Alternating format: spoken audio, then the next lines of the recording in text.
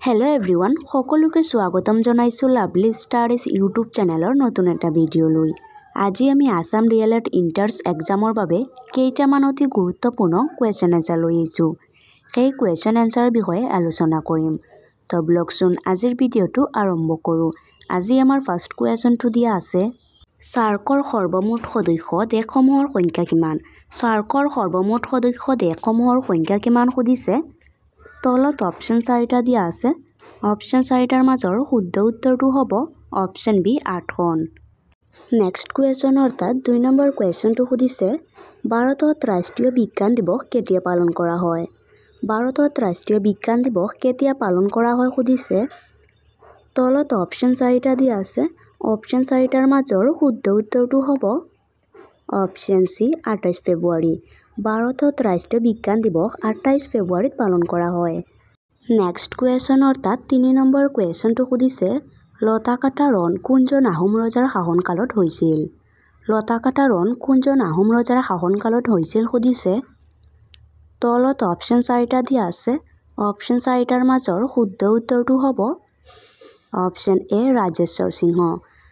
লতাকাটা ৰণ ৰাজেশ্বৰ সিংহ আহোম ৰজাৰ শাসনকালত হৈছিল। নেক্সট কুৱেশ্যন অৰ্থাৎ 4 নম্বৰ কুৱেশ্যনটো সুধিছে, পোংগল ভাৰতৰ কোনখন ৰাজ্যৰ উৎসৱ? পোংগল ভাৰতৰ কোনখন ৰাজ্যৰ উৎসৱ সুধিছে। তলত অপশ্যন 4টা দিয়া আছে। অপশ্যন 4টাৰ মাজৰ শুদ্ধ উত্তৰটো হ'ব অপশ্যন ডি তামিলনাডু। পোংগল ভাৰতৰ তামিলনাডু ৰাজ্যৰ উৎসৱ। নেক্সট কুৱেশ্যন অৰ্থাৎ 5 নম্বৰ কুৱেশ্যনটো সুধিছে, পবিতৰা অভয়াৰণ্য কোনখন জিলাত অৱস্থিত? পবিতৰা অভয়াৰণ্য কোনখন জিলাত অৱস্থিত সুধিছে। তলত অপশ্যন 4টা দিয়া আছে। অপশ্যন 4টাৰ মাজৰ শুদ্ধ উত্তৰটো হ'ব অপশ্যন বি মৰিগাঁও। পবিতৰা অভয়াৰণ্য মৰিগাঁও জিলাত অৱস্থিত।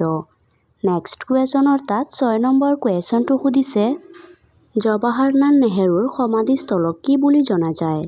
জৱাহৰলাল নেহৰুৰ সমাধিস্থলক কি বুলি জনা যায় সুধিছে। তলত অপশ্যন 4টা দিয়া আছে। অপশ্যন 4টাৰ মাজৰ শুদ্ধ উত্তৰটো হ'ব অপশ্যন চি শান্তিবন।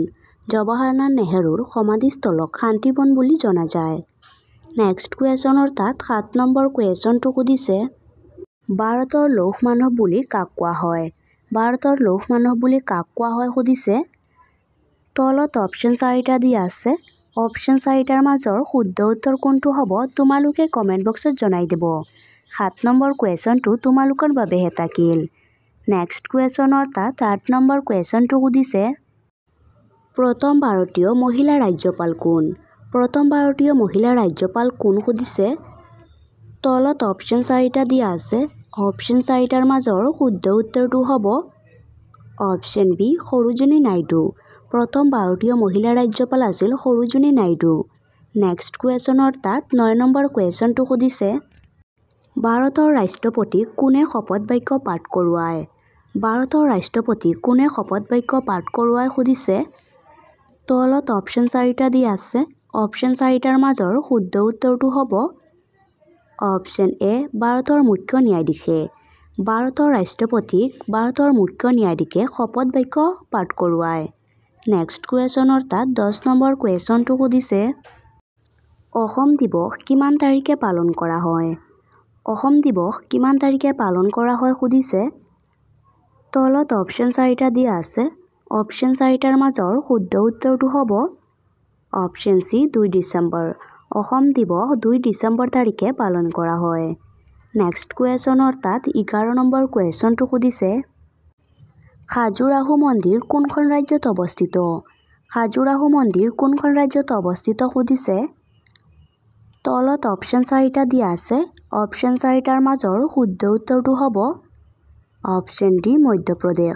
খাজুৰাহো মন্দিৰ মধ্যপ্ৰদেশ ৰাজ্যত অৱস্থিত। নেক্সট কুৱেশ্যন অৰ্থাৎ 12 নম্বৰ কুৱেশ্যনটো সুধিছে, ভাৰত নাট্যম কোনখন ৰাজ্যৰ লোকনৃত্য? ভাৰত নাট্যম কোনখন ৰাজ্যৰ লোকনৃত্য সুধিছে। তলত অপশ্যন 4টা দিয়া আছে।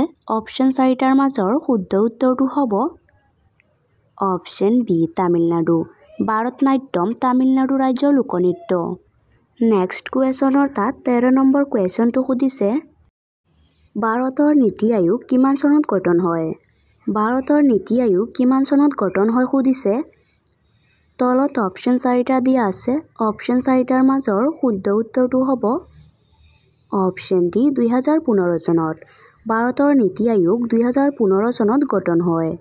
নেক্সট কুৱেশ্যনৰ তাত 14 নম্বৰ কুৱেশ্যনটো সুধিছে। পৰাগ উৎসৱ কোনটো জনগোষ্ঠীয়ে পালন কৰে? পৰাগ উৎসৱ কোনটো জনগোষ্ঠীয়ে পালন কৰে সুধিছে। তলত অপশ্যন 4টা দিয়া আছে। অপশ্যন 4টাৰ মাজৰ শুদ্ধ উত্তৰটো হ'ব অপশ্যন এ মিচিংসকলে।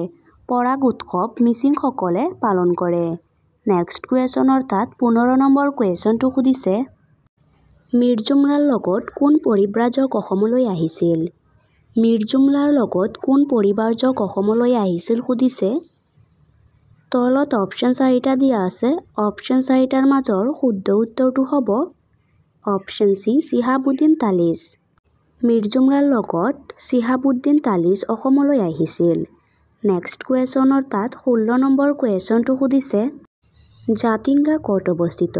জাতিংগা ক'ত অৱস্থিত সুধিছে। তলত অপশ্যন 4টা দিয়া আছে। অপশ্যন 4টাৰ মাজৰ শুদ্ধ উত্তৰটো হ'ব অপশ্যন বি ডিমা হাছাও। জাতিংগা ডিমা হাছাওত অৱস্থিত। নেক্সট কুৱেশ্যনৰ তাত 17 নম্বৰ কুৱেশ্যনটো সুধিছে। নিৰ্মল হৃদয় নামৰ অনাথ আশ্ৰমখনৰ প্ৰতিষ্ঠাতা কোন? নিৰ্মল হৃদয় নামৰ অনাথ আশ্ৰমখনৰ প্ৰতিষ্ঠাতা কোন সুধিছে। তলত অপশ্যন 4টা দিয়া আছে। অপশ্যন 4টাৰ মাজৰ শুদ্ধ উত্তৰটো হ'ব অপশ্যন এ মাদাৰ টেৰেছা। নিৰ্মল হৃদয় নামৰ অনাথ আশ্ৰমখনৰ প্ৰতিষ্ঠাতা হৈছে মাদাৰ টেৰেছা। নেক্সট কুৱেশ্যনৰ তাত 18 নম্বৰ কুৱেশ্যনটো সুধিছে। কোচ বংশৰ শ্ৰেষ্ঠ ৰজা কোন আছিল? কোচ বংশৰ শ্ৰেষ্ঠ ৰজা কোন আছিল সুধিছে। তলত অপশ্যন 4টা দিয়া আছে। অপশ্যন 4টাৰ মাজৰ শুদ্ধ উত্তৰটো হ'ব অপশ্যন চি নৰনাৰায়ণ। কোচ বংশৰ শ্ৰেষ্ঠ ৰজা আছিল নৰনাৰায়ণ। নেক্সট কুৱেশ্যনৰ তাত 19 নম্বৰ কুৱেশ্যনটো সুধিছে। ভূটানৰ মুদ্ৰাৰ নাম কি? ভূটানৰ মুদ্ৰাৰ নাম কি সুধিছে। তলত অপশ্যন 4টা দিয়া আছে। অপশ্যন 4টাৰ মাজৰ শুদ্ধ উত্তৰটো হ'ব অপশ্যন বি গালটাম। ভূটানৰ মুদ্ৰাৰ নাম হৈছে গালট্ৰাম।